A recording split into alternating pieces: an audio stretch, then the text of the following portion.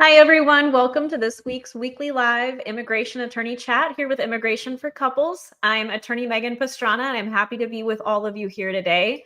If you are new to these live events and to our firm, welcome. We're super excited to have you here. Immigration for Couples, our firm, is dedicated exclusively to helping couples across the nation and world in navigating the U.S. immigration process. And we host these live events because we know it can feel very overwhelming going through your immigration journey, whether you're, just starting out or in the middle. And we want to make sure you have a place where you can receive support and information and be in community, because it's so important when you're going through an immigration process to know that you are not alone. We also have a ton of free resources. And so you'll see below immigrationforcouples.com, our website, and our team member Ria here is with me today, and she'll throw those resources into the comments as well. And she already did that. So awesome. All right. So something I like to do is, and I can already see those who are our regulars, you know the drill. I like to ask, where are you at in the world? And where are you at in your immigration journey? And most importantly, how are you doing? All right. So I see we have a lot of people. Aw.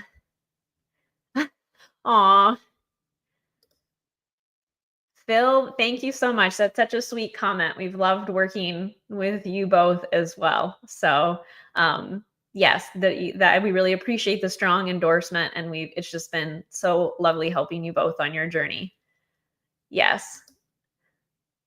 Oh, thank you. That's very sweet. Like I said, we've loved working with you, and super excited for you both. We love all the couples we work with, and so we really appreciate that feedback. All right. So everyone else here as well. Who else do we have? Hector, good morning. Good morning to you as well. You're in Georgia. Awesome. And then Lisa, I always like to find out where where you're at. So chilling on the couch today. Sounds like a good way just to spend your morning. All right. I want to see. Okay. Hi to you as well. Great to have you here. Oh, good morning. Let's see, Ginger. What is your update for us? So you're watching the UK. You always ask how we're feeling, and honestly, you've been feeling a little stressed. That's okay. Nothing huge, just looking at the best option to fly my cat over to the US safely.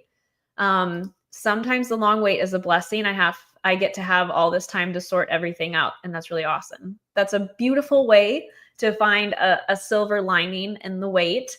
And yes, navigating an immigration process also has a lot of other moving parts because you are moving to another country. And it's a lot. Moves can be very stressful. So that's a normal feeling, especially moving with fur babies. Yes, I know when my husband and I moved with our two dogs, it was a lot. And we were just doing across the country, not from another country. So Ginger, I actually have a podcast that I did with Dr. Gary Richter, and we talk about this exact topic and go over tips for navigating that transition and move with your pets and things that you should know. So Ginger, Ria, could you look back at the podcasts, and you'll see a podcast with Dr. Gary Richter, and we talk about that. Maybe you could throw that in the comments for everyone so they can have that as a reference for anybody else who's moving with fur babies. All right. Let's see who else we have here. And then I'll start going through questions. I know everybody's throwing their questions in, and I will start going through questions. So Julia, good morning to you as well. You're in Rhode Island. All right. Okay. So you're worried about submitting the I-130, about bringing attention to you, and needing the provisional waiver. I will definitely go over your question. Feeling worried is definitely a normal feeling, but we will definitely talk about that. And I will answer that question. Doniseta, good morning to you. Great to have you here. Anna, good morning. Good morning. And you're in Wisconsin. Love that picture. Patricia, you're in California. Great to have you with us. You're very welcome, Ginger. And you are very welcome. It's a pleasure to be here with everyone. Okay, so let's start going through questions. So Clara, All right. So, and I hope you're doing well too. It's been a minute since you've joined us, so it's great to have you back. Your ESTA is expiring soon, and you're going to be applying for the fiance visa.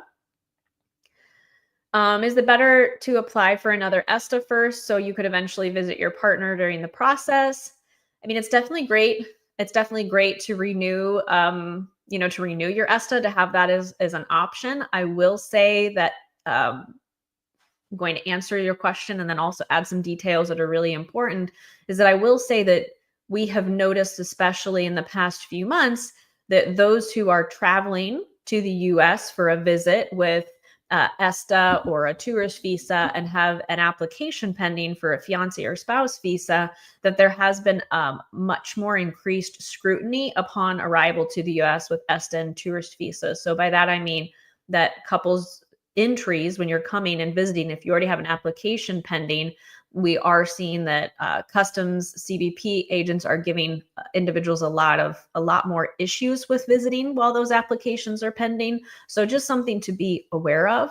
And yes, it's definitely possible to renew that ESTA and have that as an option, to be able to continue visiting and doing that before the fiance visa. That's definitely a possibility. Always making sure that on your application that you're always honest about your intentions is really important. And you're asking if a denial of ESTA can affect the fiance visa process. Denials of tourist visas and ESTA, they can. I mean, they can impact the fiance and spouse visa process. They're something that have to be disclosed in the application, and it really depends on why was the ESTA denied? Why was a tourist visa denied? Sometimes they are denied because the person isn't eligible. They have some other issue in their background. And if that's the case, then it definitely would, impact the fiance or spouse visa. So the answer is it can. It really depends on the reason for the denial. All right. So, can a pregnancy affect or speed up the process of a fiance visa? So, if you're asking because you are, congratulations. That's very exciting. If you're just asking out of curiosity, that's fine too. It's a common question. So, whether or not it would actually speed up the process, typically no. In situation, and it also depends. Is it the immigrant beneficiary that's pregnant? Is it the U.S. citizen that is pregnant? That makes a difference. There are some cases where we have individuals with a high risk pregnancy, and then there's a medical reason that maybe the immigrant beneficiary needs to complete the process to be able to give birth in the US. Sometimes that can be a reason to ask for an expedite, which is asking immigration to speed up the case. Sometimes the U.S. citizen, may be the one that is pregnant, and if it's a high risk pregnancy or if there's complications and you're wanting to have your significant other by your side for that process, that can be a basis. I will say expedite requests are difficult to get approved because you do have to show exceptional circumstances or very special circumstances that are special enough, extraordinary enough, exceptional enough that immigration is willing to, as they say, take your case out of the line and put it in front of someone else's case. So in certain circumstances of a pregnancy, there is a basis, there can be a way to ask for an expedite, but in general, a pregnancy alone isn't going to be a reason that immigration would consider speeding up the process. So I hope that helps answer your question. That's a common one. Okay. Yay, that's exciting. So Julia, your fiance just got her fiance visa approved 14 hours ago. Congratulations. That's exciting. So it's been an 11-month process. And that my live chat has been critical in you getting the visa. I love that. Congratulations. That's super, super exciting. And I love that we got to be a part of your journey. So congratulations. We're all celebrating you. And hopefully that gives all of you inspiration to see that the finish line is in sight. You'll get there. All right. Do I have any updates for K1 visas for countries that are banned? I don't have any updates at present. It's going to take a minute for cases that have been impacted.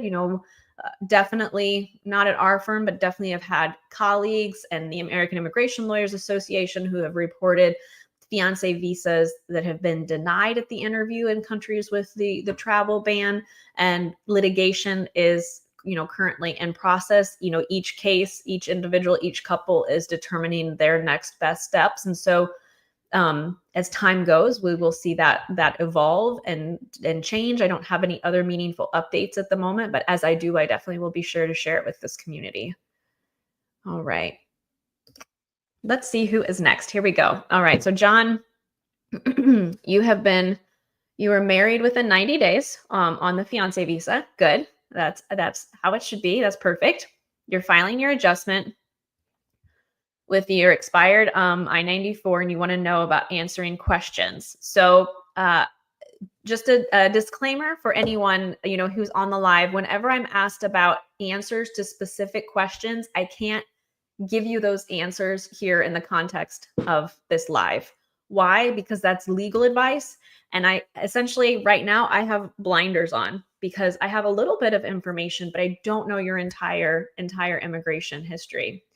So I can't guide you, and I can't tell you exactly how to answer that question. I can give you some general information, but I can't give legal advice here in the context of this call, because that wouldn't be fair to you. And the goal is to help you and not just blindly give you information. So in general, though, if you have entered the United States on a visa of any kind, including, tourist visas, fiance visas, if your I-94 is the document that they give you upon entry that memorializes your entry and tells you when you need to depart. It's different for fiance visas because that's the time frame in which you need to get married. For our couples, we always strive to work with them to ensure the marriage, of course, first and foremost, the marriage has to happen in the 90 days, and that we're filing that application before the 90-day window, before that expiration on the I-94. Why? Because if you have overstayed your I-94, or if the time on your I-94 has run out, then you're currently in a status of not having a status. Again, it's a little different for fiance visa applicants, but in general, if you have an I-94, then it's considered that you have been in the U.S. unlawfully, that you have violated your status. So that's why we always strive to make sure that of course the marriage and the filing happens at the same time. So in general, that is a violation, but it's a little more nuanced than that. And again, I can't tell you definitively how to answer that question because I don't have all of the entire details of your immigration history. But hopefully that gives you a little bit of guidance and clarity. Okay, so I wanted to go to this question. You had asked about filing your I-130 because you're worried about bringing attention to yourself, especially, with this administration, and knowing that you need a waiver. So you don't have any criminal records and you're afraid to apply. And I've released a few videos on this topic because you're not alone in this feeling. I've had many people express this sentiment to my team and to me, and just feeling paralyzed by the fear. And so what I will tell you is that fear is valid. It makes sense why you feel nervous about, filing an application when you are not currently in status. And it's really important to put in balance the risks and the benefits of staying put and filing.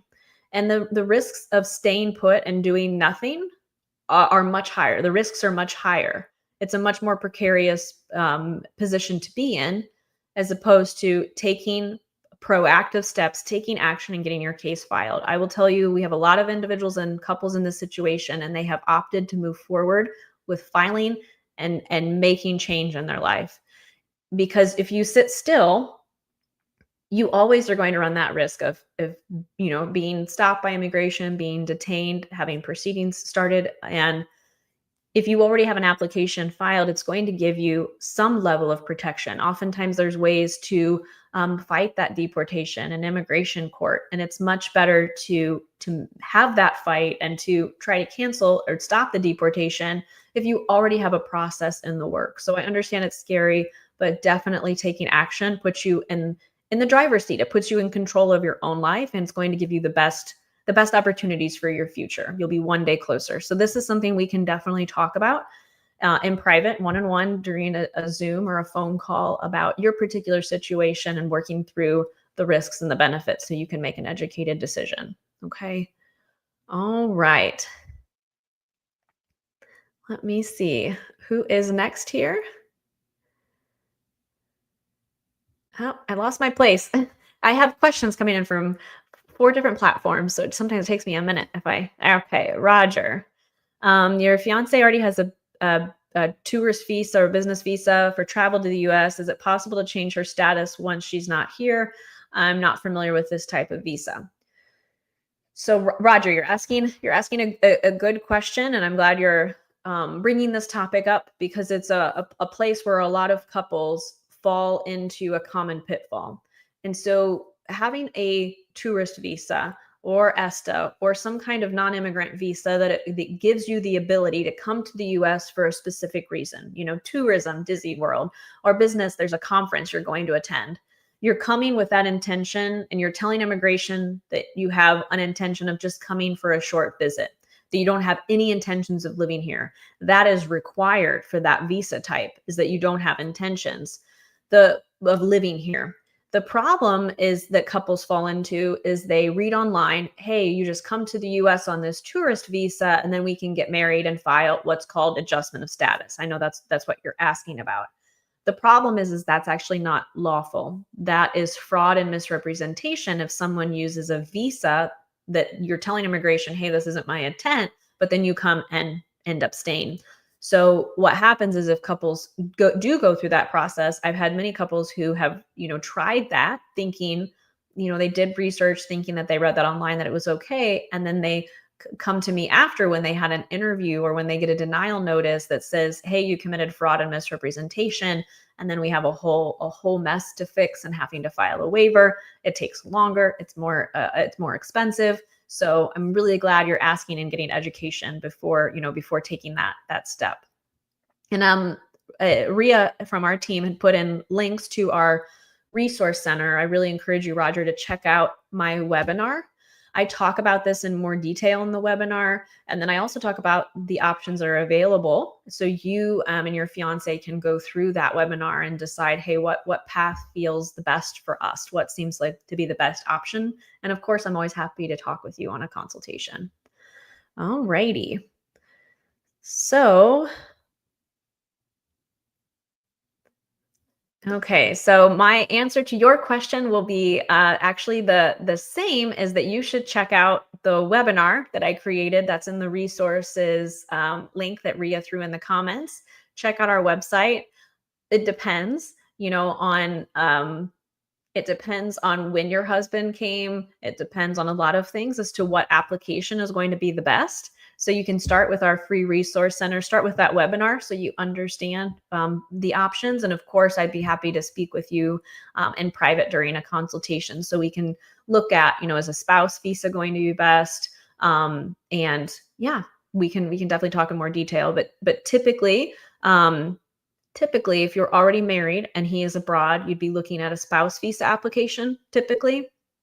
And I guess I misread your question. I thought you said your husband is in this country, and then I just realized you said his. So let me back up. Sorry if that was confusing.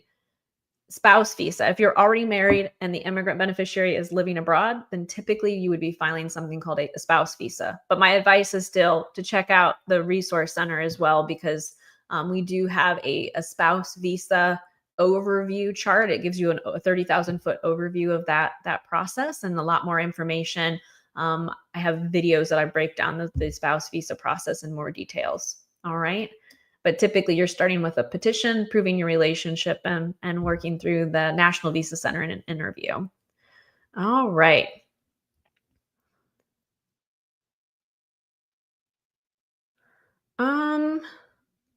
Lisa, I'm not sure if you're commenting, if you have a question or if you're commenting on somebody else's about buying a ticket. I think that's not for me. Okay. You're very welcome, Claire. I'm glad that was helpful. And I actually just want to kind of scroll down. Oops. You're very welcome, John. I'm glad that was helpful. You're welcome also. Okay. So, Olga.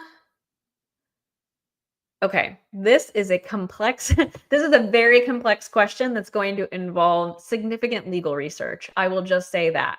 you have a friend that wants to file an I-130. He has some prior criminal history.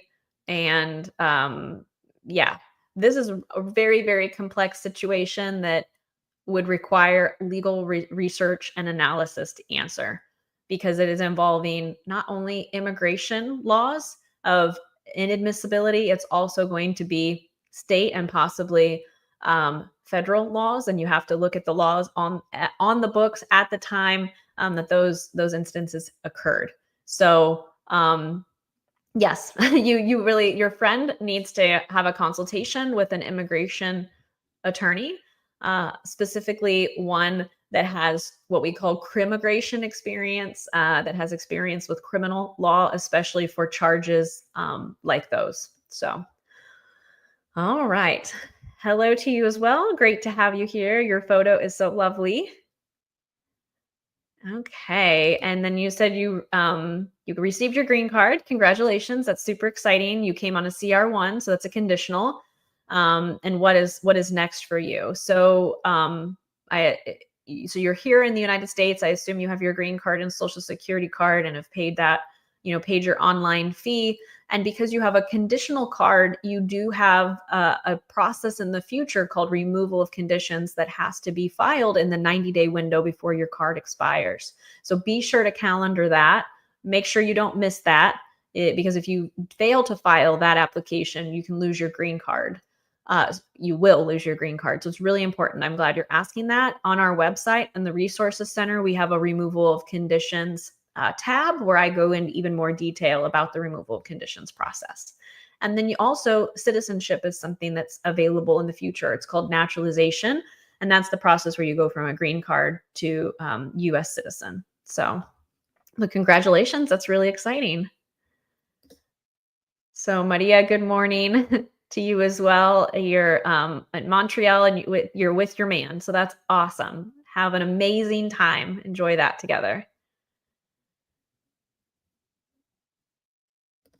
Do I ever see cases that seem to be fraudulent? Interesting question. So my team and I, when we meet with couples, before deciding to work with a couple, we ask a lot of questions and we ensure that the relationship is bona fide before we help.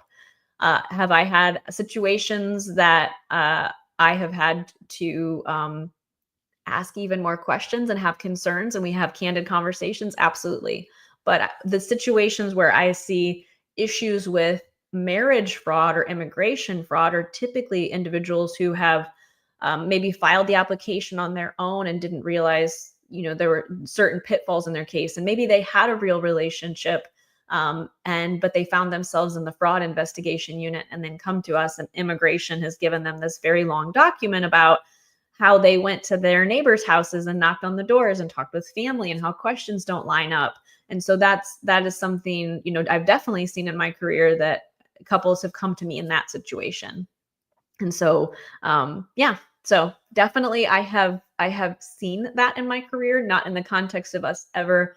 My team and I are not going to represent a couple that we don't think is truly in love. That wouldn't be ethical, but I know what you're asking. So, all right.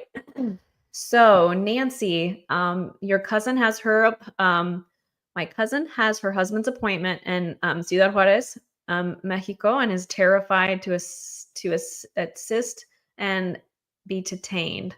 Any tips to make this okay? So basically, you're saying that this family member is really worried about going to their interview because they're afraid of not being able to come back, that their case would be denied. I think that's what you're asking. And we help many individuals through a waiver process that requires leaving the U.S. and going to the U.S. Embassy or consulate abroad, including going to Ciudad Juarez for an interview.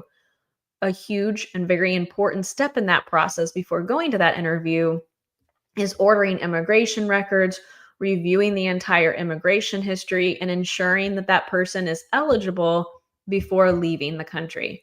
So we do that with all of our clients. we talk about risks and we ensure that we minimize any issues with them being, denied. And so we've never had a situation where someone hasn't been able to have an option to come back, because we do that due diligence and ensure that everything is fine before leaving.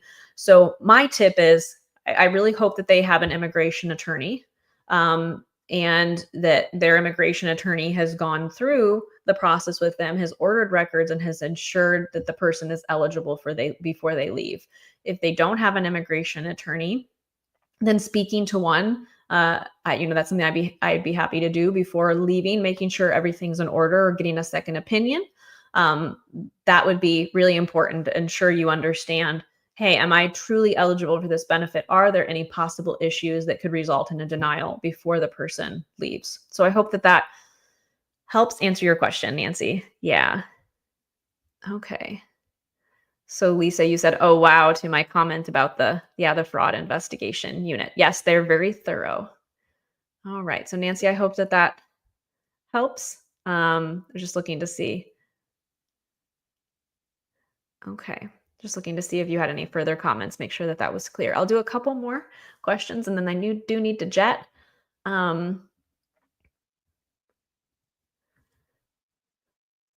Sarah, you're just wanting some encouragement. We can definitely do that here. So you just married 3 months ago. Your husband has asylum status. You just need some encouragement because it's daunting to walk into this process. Yes, you're in the right place. It is daunting. It is overwhelming. It can be scary, and it's something that you can accomplish. Just take things day by day, focus on what you want for your future. You're here in this community, so you're looking to get help and support, making sure you have an experienced immigration attorney and legal team that can be your guides will help remove a lot of that stress, because a big reason that it feels so daunting and stressful and overwhelming is that, for both of you, this is the first time that you're going through an immigration process, and hopefully the only time, right? And so there's so many unknowns. And it's that unknown that causes so many feelings of stress and uncertainty and makes it feel daunting.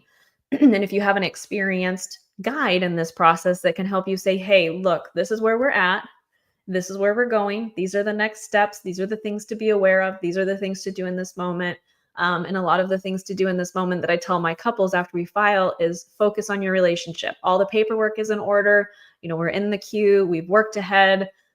Focus on your relationship. Everything's going to be fine. But taking things day by day and then having an expert that can help make sure you know where we're at and where you're going, right? But you're in this community, so you can keep coming every week and know that you're not alone. That's very helpful too. I definitely think that that's very helpful. Okay. Okay, so this is an interesting question. So you have a marriage-based green card interview. You're wanting to know how to respond to questions about U.S. citizens' 2 prior marriages to immigrants that ended in divorce. Both were genuine and resulted in residency. The how to answer that question with the truth, and if you have an immigration attorney that's helping you, what I do with my clients is yes, you're going to be asked that question, and you're going to be asked many other questions about those relationships and what happened. And being prepared to respond honestly, accurately, concisely is going to be key.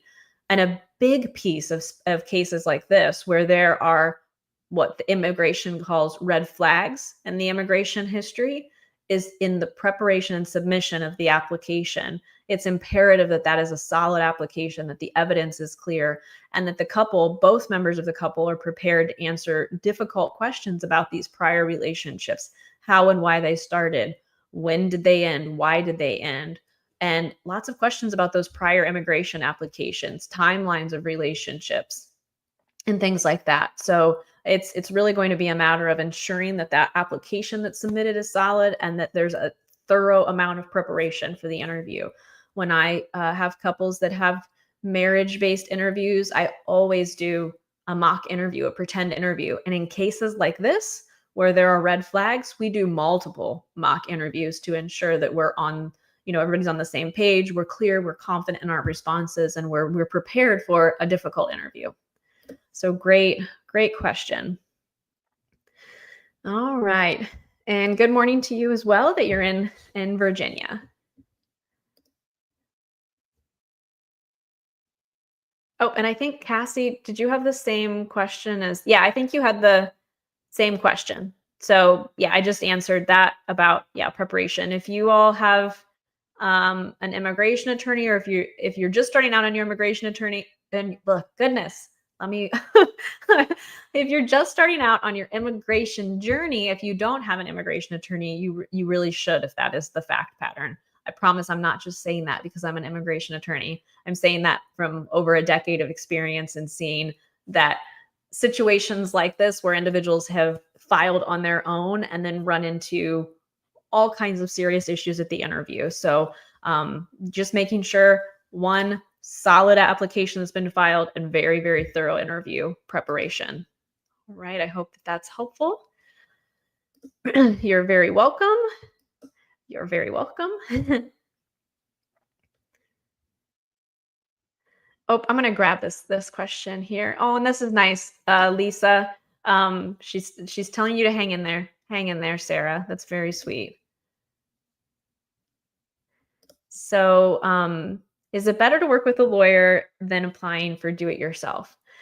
Really, that's going to be very dependent on personal preferences and what you want from your immigration journey and also your risk tolerance. So, I'll be honest, I'm an immigration attorney. Do you have to? Hire an immigration attorney? No, there's no law or rule that says that you have to hire an immigration attorney.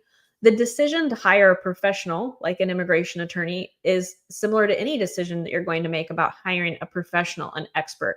You do that because you want to leverage their expertise, their guidance, you want peace of mind, you want to mitigate risks, and you don't want to be spending your time teaching yourself immigration law, worried about making mistakes, and really using that energy to be focused on this immigration case where you could be using that time and energy which is so precious. Time is such a precious resource that you're using that time and that energy focused on doing this immigration case and being worried about making a mistake instead of using that for your relationship, that time, that energy to nourish your relationship. There are some situations where it's much better and really much very important for a couple to have an immigration attorney, especially when there's numerous red flags. But it really comes down to, what is it you want for your immigration journey? So it's very individual and couple dependent, and also dependent on your case. But uh, I will say all couples who decide to work with our firm and choose to work with an immigration attorney is they want to have the highest chances of success. They want to leverage our expertise. They don't want to be worried about making a mistake. I've seen so many mistakes. It's heartbreaking where couples have tried it on their own. And there was this little nuance that seemed so insignificant that they weren't aware of that caused them issues with having to start their case over, pay fees, lose time. And in worst case situations, I've seen it result in people being deported or having these waiver applications and having prolonged periods of time that they have to be apart. So just a little bit of information for you to make that assessment on your own. Okay. I'm going to try to grab one more and then I do need to go. Yes, and you're waiting for part 4 of the spouse visa to be continued coming. It's in the queue.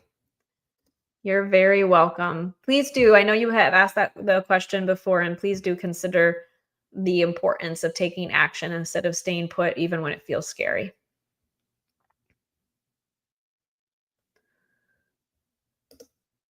So he has the work permit and social security card, and you're just researching the next steps for green card. And haven't studied much yet. So yeah, you're just getting started, embarking on your journey. A really good place to start, Sarah. Check out our resource center, check out that webinar, and then, like I said, I'm happy to speak with you both in private on a consultation to give you more clarity about what's going to be best for your journey. So you're not doing this alone. When putting relationship evidence together, can text messages help? Sure, text messages are a great piece of evidence, and you don't need to submit 1,000 of them. A good sampling from every week or every month, a few text messages. Those are great. Having genuine conversations that show, that you're in love, that have the dates that show that communication over a long period of time. That can definitely be helpful.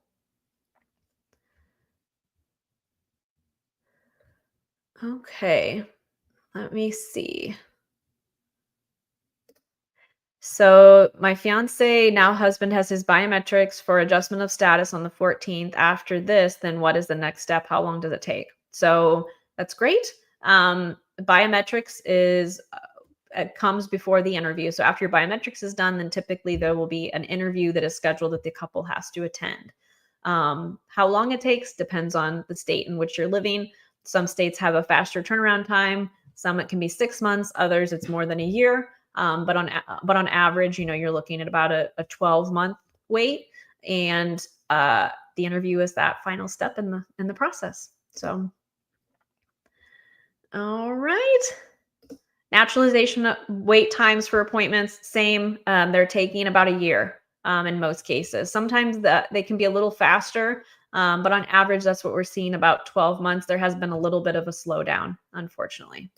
You're very welcome. You're very welcome. You're very welcome. I get a lot of thank yous. You're welcome. That's awesome. All right.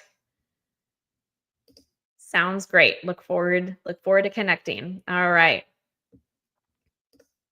You've loved watching the lives. You're in Algeria, your husband's in the US, your interview's in 2 weeks, and you're curious about questions that they're going to ask. You're very welcome, and congratulations. That's really exciting. That's just right around the corner. If you check out I recently released a video about marriage green card questions. I would encourage you to check that out. Ria could probably throw that in the comments here for us. It was one of the recent ones that I released like 2 weeks ago or so. Those will give you some general ideas. It's a different kind of interview. The questions that I put up, I was doing the marriage green card, which is adjustment of status in the US, but you'll get a similar idea of the types of questions that you can prepare for. So, all right, everyone.